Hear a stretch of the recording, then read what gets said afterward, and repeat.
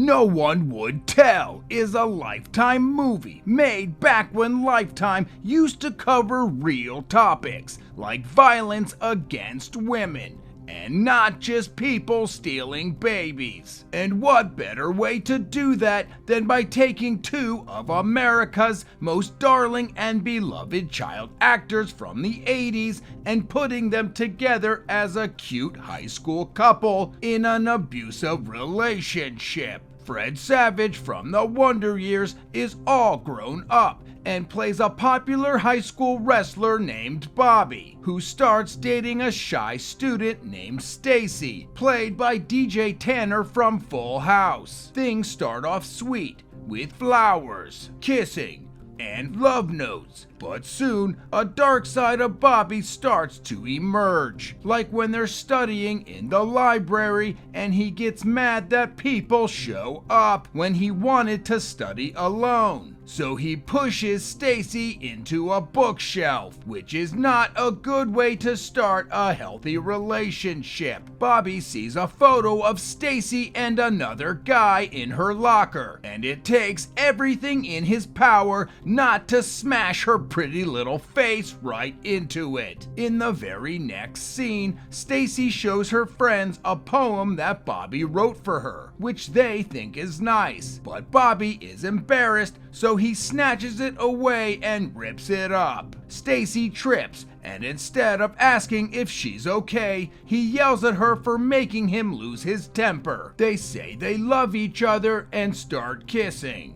Back at Stacy's house, Bobby tells her that he loves her so much that he doesn't want her hanging out with anyone else, including her friends, because he wants her all to himself, which is troubling to say the least. But he says it in such a loving way that she doesn't seem to care. While shopping, Stacy's best friend asks her to go to the movies, but Stacy says she can't go without Bobby. The friend then sees bruises on her back, which Stacy says happened from having sex. Her friend should be way more worried because getting bruises from having sex is not normal, like at all, but instead couldn't be happier for her. In the boys' locker room, a teammate tells Bobby how good his girlfriend is looking today, which I guess is a compliment, but Bobby doesn't seem to think so. What the hell's wrong with you?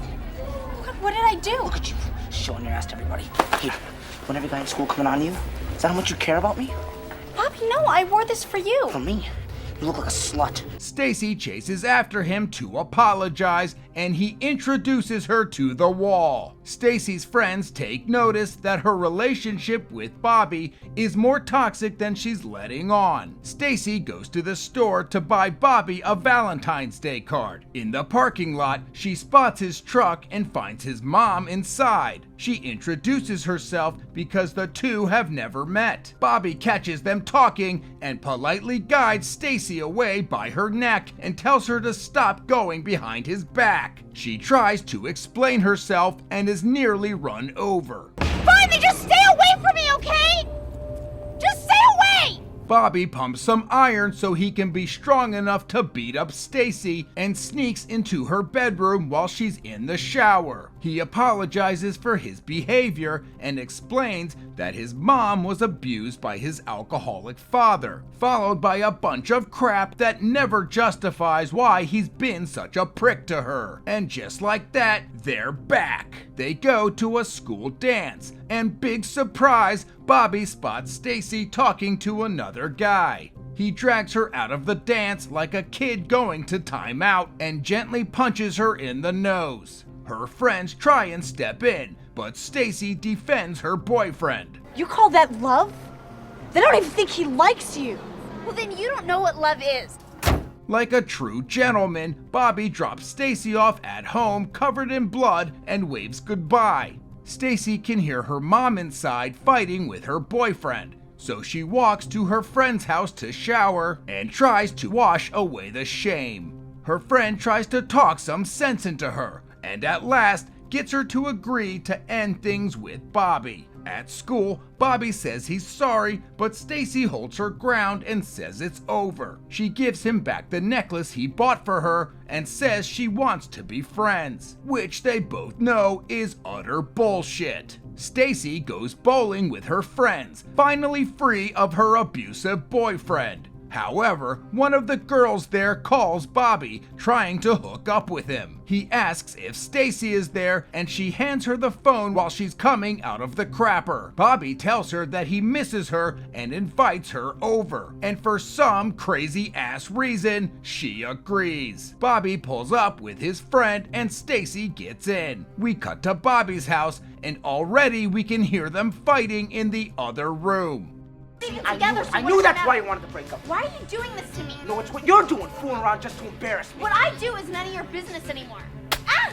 Bobby apologizes, but Stacy leaves. Outside, Bobby's friend tries to cool down the situation. Bobby comes out and offers to drive her home, which we all know isn't going to happen. Bobby, Stacy, and the friend drive to their hangout at the lake. Bobby asks her for a moment alone, and the movie cuts to the next morning with Stacy's mom looking for her daughter. The next 10 minutes are dedicated to people trying to find Stacy, including Bobby searching around with her mom and best friend, detectives asking questions, news reports, and Stacy's mom directly confronting Bobby himself, but he denies knowing anything. At the police station, Bobby's friend is brought in for questioning and admits that on that night, Bobby, him, and Stacy went out to the lake. Bobby walked off with Stacy and returned 10 minutes later covered in blood. If I can't have her, no one's gonna. What did you do, man? The detective interrogates Bobby by screaming and slamming down his fist, which is a terrible way to get a confession. We cut to what really happened the night Stacy disappeared. Bobby walks Stacy into the darkness and says they should be together, but Stacy refuses to take him back. So he opens up a switchblade and slits her throat, then wraps her in garbage bags, takes her on a romantic boat ride, and sinks her to the bottom of the lake. Back in present time, divers locate Stacy's body and carry it away. In a courtroom, classmates testify in Bobby's murder trial. Bobby is totally effed and receives a life sentence without parole. The judge then gives a statement accompanied by a montage from the movie saying how her peers should have helped this poor abused girl, and the audience learns a valuable lesson about speaking up for friends in need, which current Lifetime movies never do because there are no morals or lessons to be learned from the pure crap that's farted out of the buttholes of Lifetime movies today. Stacy's best friend leaves flowers at the place where she died, and that's how the movie ends. Woohoo! That's what I'm talking about.